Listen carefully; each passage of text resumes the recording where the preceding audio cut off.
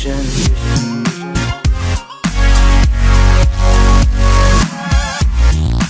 More than 100 former and current employees of Vice said the media company fostered a degrading and uncomfortable workplace.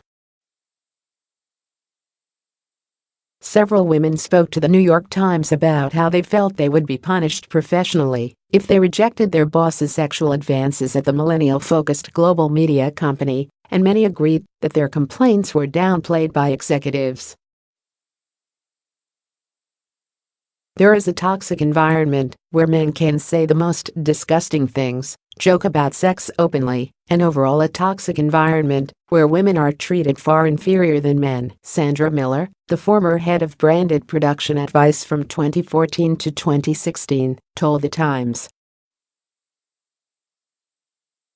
Founder Shane Smith, who once told the Financial Times in 2012 that in his early days he would be at a party and would just want to get wasted, take coke and have sex with girls in the bathroom, issued a statement along with co-founder Suru Shelfie admitting to running the company improperly.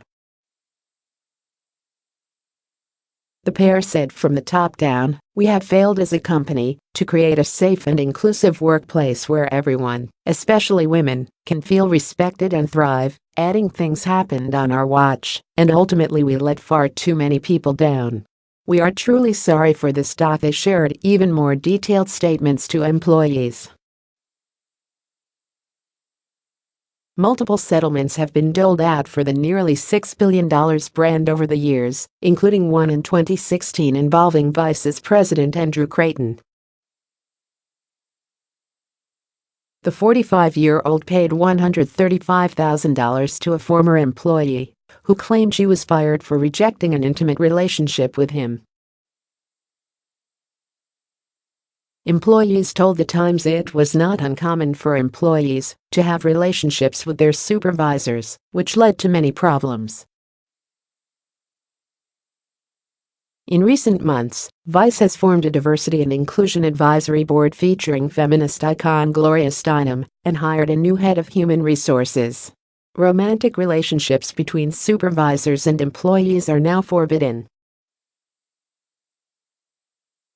Creighton, who is still employed by Vice, was not the only man to be involved in a settlement for the company. And many of the allegations made to the New York Times centered on men in their 20s, 30s, and 40s. The misogyny might look different than you would have expected it to in the 1950s, but it was still there, it was still ingrained. Journalist Kayla Rubel, who worked at Vice from 2014 to 2016, said, "This is a wake-up call."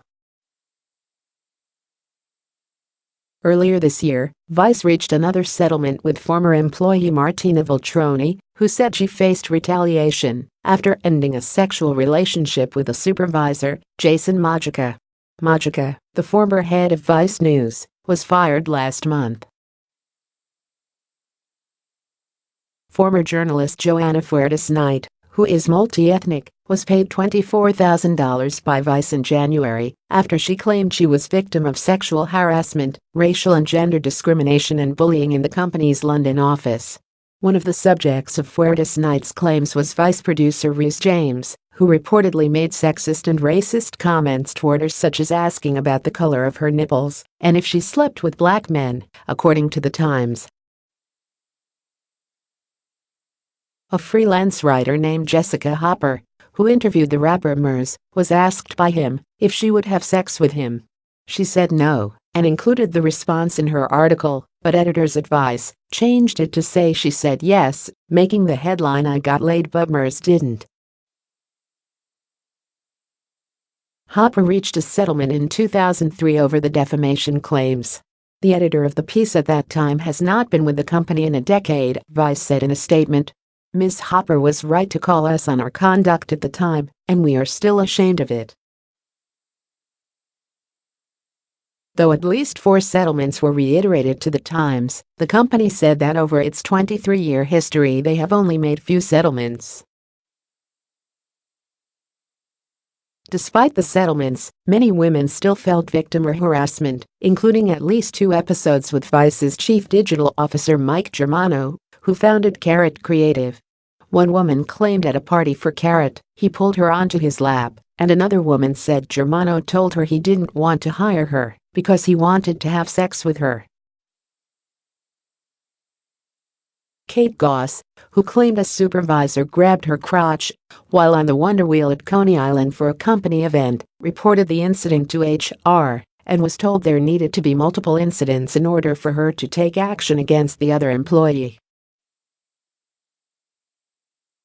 After the Times published its piece on Saturday, countless women took to social media to reveal they too were faced with inappropriate behavior at the company. "Legitimately the worst professional experience I've had in New York media thus far was at Vice," Lauren Nostro wrote, sending love to everyone who spoke up for this piece. "Worked at Vice for a year," another woman added. "Never before have I seen such a dysfunctional workplace. Wonder what couldn't make it into the story, TBH." Former Vice social media editor Helena Donahue said the company took a year of her life away from her. "I quit journalism. I quit writing. A world like this was not safe for me," she wrote on Twitter Saturday.